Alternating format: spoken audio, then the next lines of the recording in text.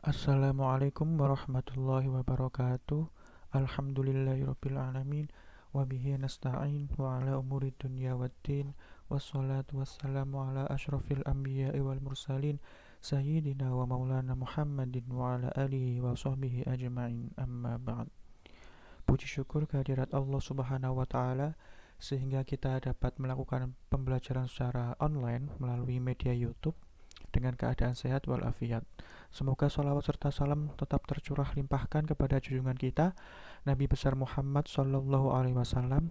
Semoga kelak kita mendapat syafaatnya di hari kiamat. Amin ya rabbal alamin. Oke teman-teman, pada kesempatan kali ini kita akan belajar mengenai isim mufrad, musanna, dan jamak. Oke, untuk materi yang pertama adalah isim mufrad. Isim mufrad merupakan isim atau kata benda yang menunjukkan arti tunggal atau satu. Misalnya dalam kehidupan sehari-hari pada percakapan sehari-hari yang kita gunakan, kita menemukan sebuah kalimat yang berbunyi sepotong bambu atau sebuah buku atau seiris roti. Nah, itu kan merupakan salah satu bentuk dari penggunaan isim mufrad yang menunjukkan arti satu. Berarti sepotong bambu berarti artinya satu bambu, sebuah buku berarti ya satu buku, sepotong roti berarti ya cuma atau sepotong roti atau seiris roti berarti ya cuma satu roti tersebut. Kemudian contoh isim mufrad dalam bahasa Arab seperti lafaz kitabun yang artinya buku, kolamun artinya pena, ataupun muslimun yang artinya ya muslim, orang yang beragama Islam seperti itu. Semua contoh di atas merupakan bentuk asli tanpa adanya tambahan huruf secara lafaz. Contoh-contoh di atas sudah menunjukkan arti satu tanpa harus ditambah bilangan satu.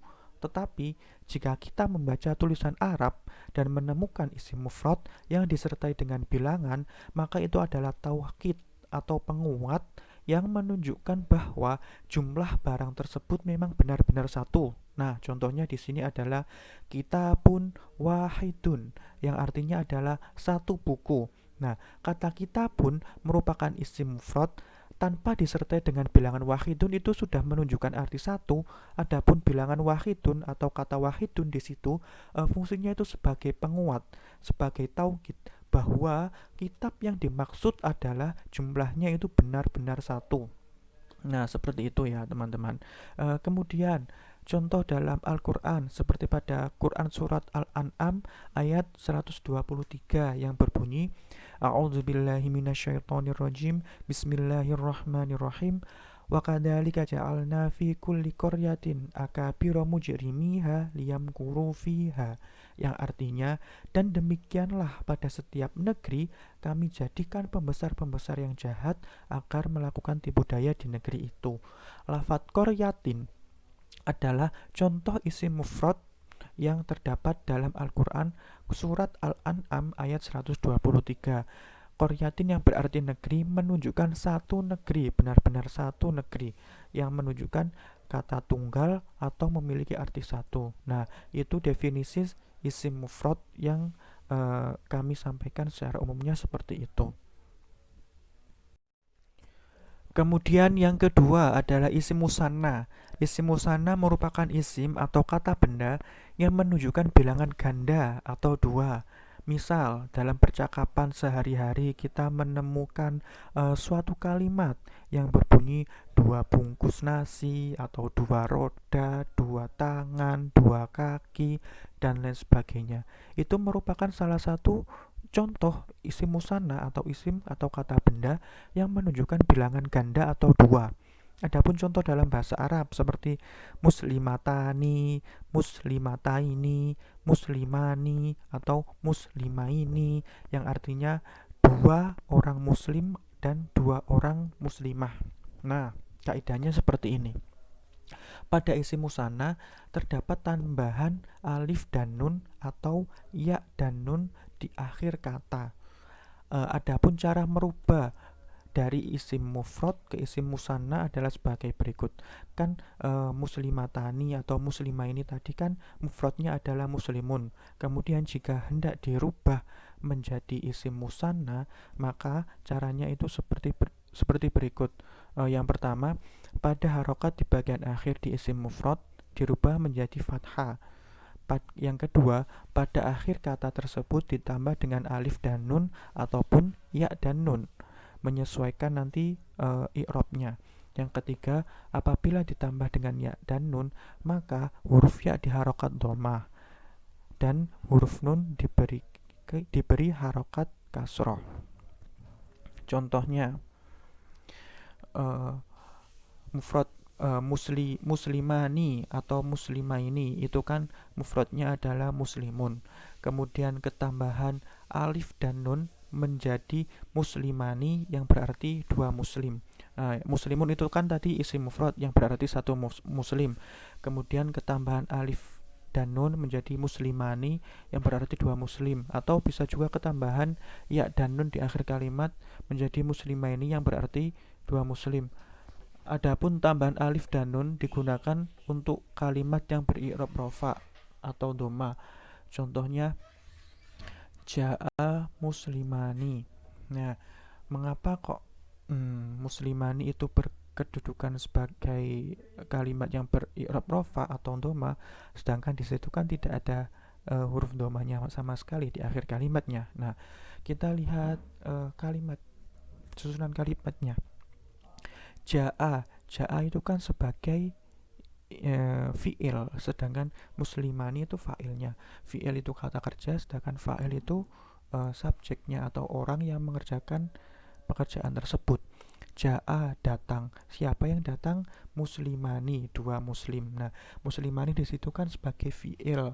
Fi'il itu kan merupakan salah satu isim atau kata benda yang beri'rab rafa. Nah, maka ketika posisi dia sebagai kalimat sebagai isim fa'il, maka i'rabnya adalah rafa, dan ketika rafa atau dhamma, maka dalam isim musanna tambahan akhirnya ditambahi dengan huruf alif dan nun, seperti ja'a muslimani.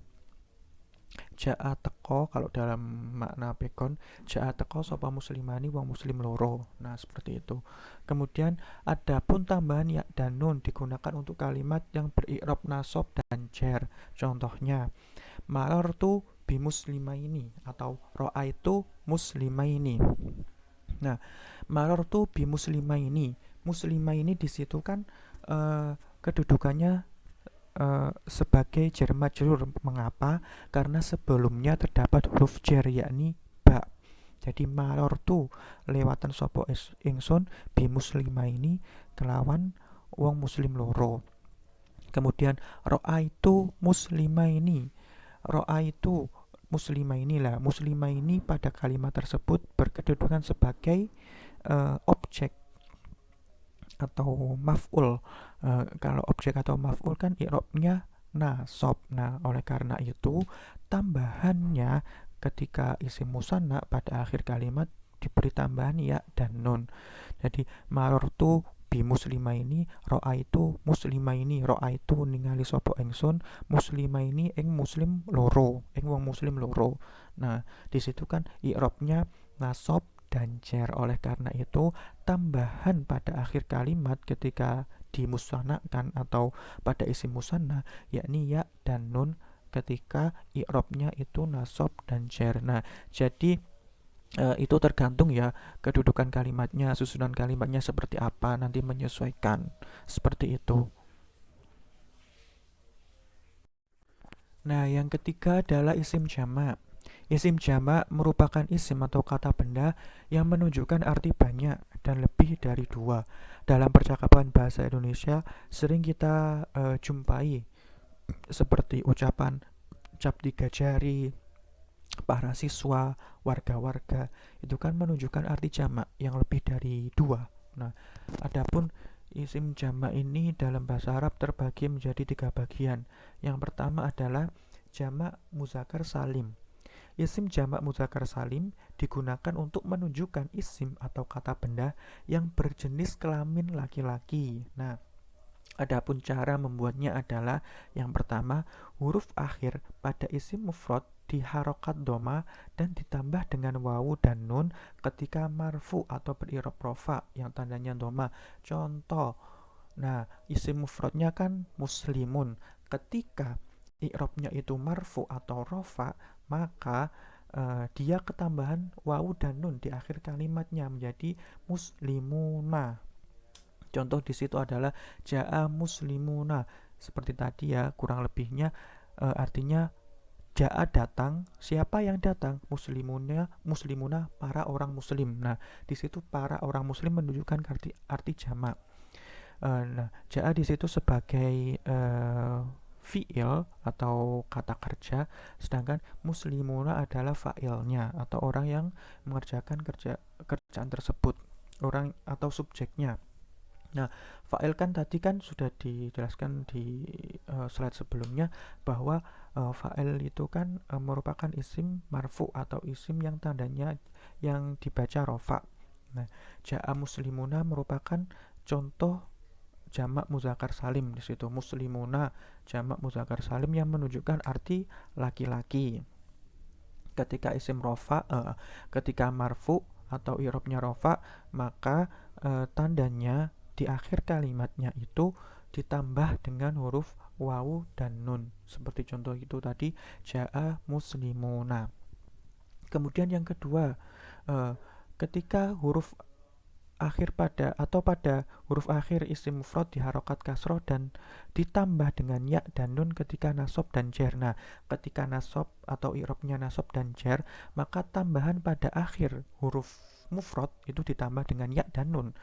Nah, kemudian huruf akhirnya itu, huruf akhir di isim mufradnya itu tadi diberi harokat kasroh. Nah, contoh tadi kan muslimun. Nah, muslimun ketika i'rabnya itu nasab dan jar, maka muslimun. Nah, mun di situ atau mim yang berharokat domaten di situ dirubah menjadi kasroh, jadi muslimin atau muslimaini. Muslimina. Maksudnya muslimina ya. Contohnya marartu bi muslimin, ra'aitu bi muslimina. Nah, seperti itu ya. Ketika i'rabnya nasab dan jar, maka tambahan pada akhir lafaz isim mufrad itu ditambah ya dan nun, dan akhir pada huruf isim mufrad itu dirubah menjadi berharokat kasroh. Contohnya tadi marartu bi muslimina atau ra'aitu muslimina. Marartu liwatan sapa ingsun bi muslimina kelawan wong muslim akeh, atau ra'aitu ningali sapa ingsun muslimina ing wong muslim akeh. Nah, bi muslimina itu kan merupakan i'rabnya itu jar. Mengapa? Karena kata muslimin itu di situ kemasukan huruf jar. Maka tambahannya ketika di isim jamak itu menggunakan ya dan nun. Kemudian ro'a itu muslimina. Nah, di situ kan ro'a itu muslimina, kata muslimina di situ kan berkedudukan sebagai maf'ul atau objek. Nah, objek atau maf'ul di situ kan i'rabnya itu kan nasab. Nasab itu maka oleh karena itu tandanya atau tambahannya ketika dari isim mufrad hendak dirubah ke isim jamak ditambahi dengan ya dan nun di akhir kalimatnya. Nah, kaidahnya seperti itu. Contoh jamak muzakkar salim dalam Al-Qur'an seperti pada Quran surat Al-Mu'minun ayat 1, qad aflahal mu'minun. Nah, di situ mengapa kok al-mu'minuna? Karena kedudukannya itu sebagai fa'il. Ya, fa'il itu kan tadi i'rabnya adalah rofa atau marfu, maka tambahan di akhir kalimatnya dengan ditambahi wawu dan nun. Qad aflaha, teman-teman beruntung, sopo al mu'minuna wong kang podo iman. Nah, begitu ya teman-teman. Kemudian bagian atau yang termasuk dalam isim jamak bagian kedua adalah jamak muannas salim. Nah, jamak muannas salim ini digunakan untuk menunjukkan isim atau kata benda yang berarti banyak dan berjenis kelamin perempuan. Kalau muzakkar salim tadi jenis kelaminnya ada laki-laki, sedangkan kalau muannas salim ini berjenis kelamin perempuan. Adapun cara membuatnya adalah huruf akhir pada isim mufrad diharokat fathah dan ditambah dengan alif dan ta, dan di akhir kalimat diberi harokat domah ketika marfu, ketika i'rabnya adalah rofa atau domah. Contoh, isim mufradnya adalah muslimun, kemudian berubah menjadi muslimatun, muslimatun. Nah, contohnya dalam kalimat ja'a al-muslimatu. Ja'a datang, siapa yang datang? Al-muslimatu, para muslim perempuan. Nah, di situ kata al-muslimatu berkedudukan sebagai fa'il. Nah, fa'il tadi kan i'rabnya adalah rofa atau marfu. Tandanya adalah doma. Tandanya itu doma yang berasal dari muslimun, kemudian dirubah menjadi isim jamak menjadi al-muslimatu ketika i'rabnya itu rofa, maka tambahannya adalah alif dan ta. Nah, cara merubahnya itu tadi, pada akhir isim mufrad diharokat fathah. Nah, ini kan muslimun jadi muslimah, kemudian ditambah dengan alif dan ta, dan di akhir kalimat diberi harokat doma yang jadi awalnya muslimun ketika mufrad dan ketika jamak muannas salim, dan berkedudukan i'rabnya itu marfu atau rofa menjadi al muslimatu. Seperti itu kaidah atau cara merubah dari isim mufrad ke isim jamak muannas salim ketika i'rabnya itu rofa atau marfu.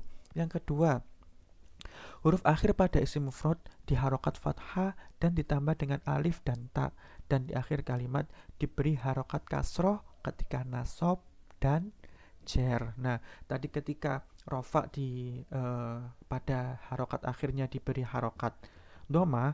Nah, ketika nasab dan jer ini di akhir katanya diberi harokat kasroh. Contohnya, minal muslimati, innal muslimati. Nah, minal muslimati ini kan salah satu contoh kalimat yang i'rabnya itu jer. Mengapa? Karena kata al muslimati di situ kemasukan huruf jer berupa mina, min. Nah, min di situ merupakan huruf jer, sedangkan al muslimati berkedudukan sebagai jer majrur karena kemasukan huruf jer min tadi. Jadi kaidahnya sama, ditambah di akhir kalimat itu sama-sama ditambah dengan alif dan ta. Yang membedakan adalah di akhir kalimatnya diberi harokat kasroh ketika nasab dan jar, dan diberi harokat domah ketika marfu tadi. Minal muslimati atau innal muslimati. Nah, sesungguhnya orang muslim perempuan. Ini kan itu termasuk inna wa akhwatuha, merupakan isim yang memberi faedah nasab. Ketika kemasukan inna, maka selanjutnya atau isimnya itu berharokat nasab atau fathah. Nah, itu kaidahnya seperti itu. Jadi ketika ya sama-sama ketika marfu, nasab maupun jer sama-sama ketambahan alif dan ta, itu cirinya jamak muannas salim di situ. Jadi di akhir kalimatnya itu ketambahan alif dan ta. Namun yang membedakan adalah disesuaikan dengan kedudukan kalimatnya. Ketika dia berkedudukan sebagai atau i'rabnya adalah rofa atau marfu, maka akhir pada kalimat itu berharokat doma. Akan tetapi jika i'rabnya berupa nasab dan jar atau kedudukan kalimatnya dia sebagai nasab dan jar, maka di akhir kalimat dia berharokat kasroh. Namun cirinya itu ya sama-sama ketambahan alif dan ta, tapi yang membedakan tadi disesuaikan dengan kedudukan kalimatnya ya. Ketika marfu dia berharokat doma di akhir kalimat, namun ketika nasab dan jar dia berharokat kasroh di akhir kalimat. Nah, contohnya dalam Al-Qur'an. Pada Quran surat An-Nur ayat 26. Wat-thayyibatu lit-thayyibina wat-thayyibuna lit-thayyibati. Nah, at-thayyibatu i'rabnya adalah rofa, tandanya adalah doma, dia berkedudukan sebagai mubtada. Nah, mubtada itu kan tadi juga isim yang berkedudukan atau i'rabnya itu merupakan rofa. Oleh karena itu, akhir pada kalimat tersebut harokatnya adalah doma, at-thayyibatu, seperti itu. Kemudian lit-thayyibati, i'rabnya adalah khafat atau jar, tandanya adalah kasro. Dia sebagai jar majrur. Mengapa? Karena sebelumnya itu kemasukan huruf jar berupa lam, lit-thayyibati. Nah, lam di situ merupakan termasuk huruf jar. Kemudian pada kata sehingga pada kata selanjutnya itu dibaca kasroh karena dia jar majrur sebab kemasukan huruf jar berupa lam. Kemudian pada Quran surat Al-Baqarah ayat 221, wala tangkihul musyrikati hatta yu'min. Yang pada kata al-musyrikati i'rabnya adalah nasab, tandanya adalah kasroh, dia berkedudukan sebagai maf'ul. Wala tangkihu lan ojo nikah sira kabeh al musyrikati ing wong kang padha musyrik hatta yu'min sehingga padha iman sapa musyrik. Nah, kata al musyrikati itu kan bentuk isim jamak yang i'rabnya adalah nasab karena dia berkedudukan sebagai maf'ul atau objek.